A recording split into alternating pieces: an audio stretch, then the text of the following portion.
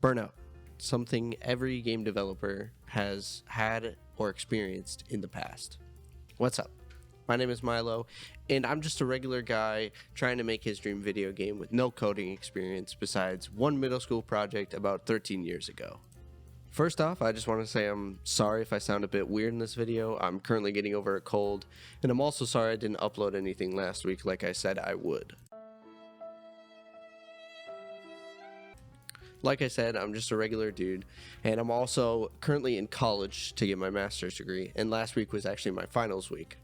But the week before that, I actually took a break from my dream game Solaris and almost all coding in general.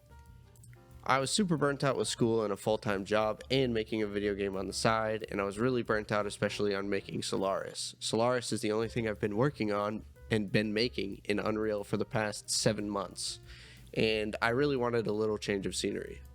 That's why I actually took that week and decided to start making a little video game on the side that I had planned for a YouTube video for you guys. It's pretty simple puzzle game with nothing much to it right now. So this is as far as I got in that video game. I basically made like this little tutorial area where it's got 2 puzzles in it that you can kind of solve and get out of this room essentially. So I created something that would click and it would play text on the bottom, and it would also give you a little bit of a sound cue, and essentially you click those buttons, it opens up the door. This door is locked, you have to figure out how to get to it, but obviously since I made it, I know how to get to it. And it was a little painting puzzle where you'd have to flip this painting or rotate this painting twice, and then it would unlock this door. And then using the inventory system that I currently have in Solaris, I set it up so you can grab and pick up items, and then you can use essentially event dispatchers, which are little messengers in Blueprint code that tell other code something. So essentially when you pick something up, you can say, hey, I need to send this message that I picked something up to every other Blueprint that calls upon this message. So essentially you run a whole line of code and you say I picked up something. That tells another Blueprint you've picked up something and it's in your inventory. And then once you have that, you can then say, okay, this is in my inventory for everything else in the video game. Once that's done, then you can essentially use that message to tell doors that you have something in your inventory, and that door will now open because it knows that you have something in your inventory. And that's the basics of event dispatchers.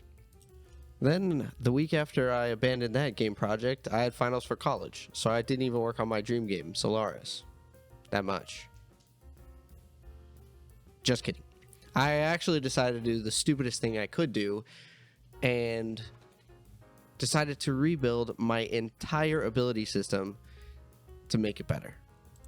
So, here's all the changes I did. I removed the old way of registering melee hits on enemies. My old way looked like this.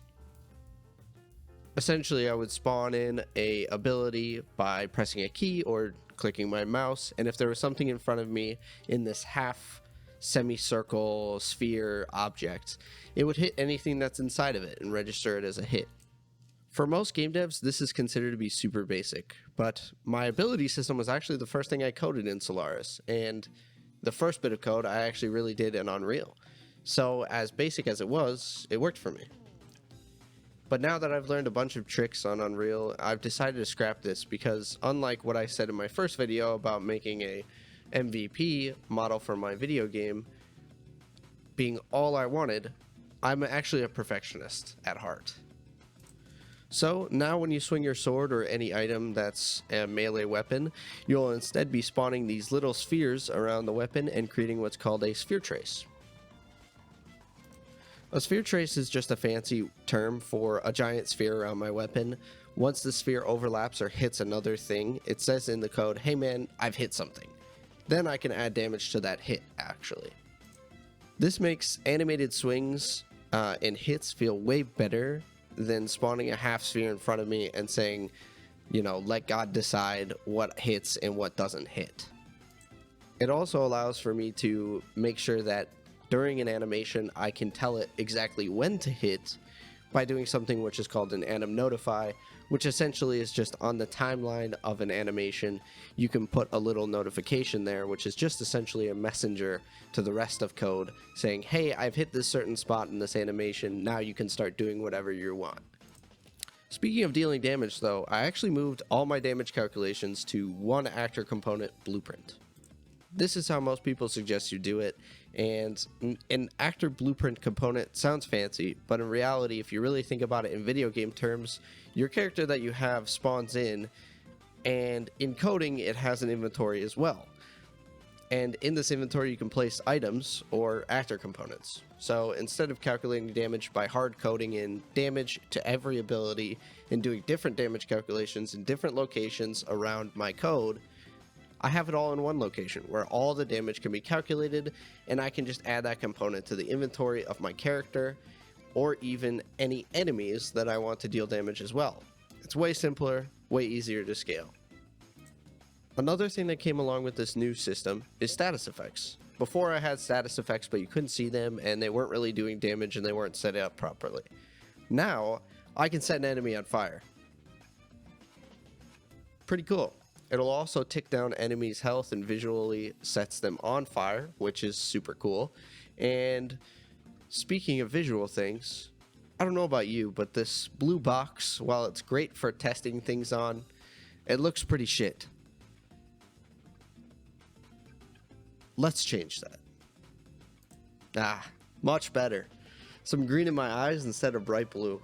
Now, this is a first pass at making just a little city to play around in Unreal 5's landscape mode and just seeing what looks appealing to the eyes. So it isn't much yet, but I hope to turn it into something that's really cool eventually.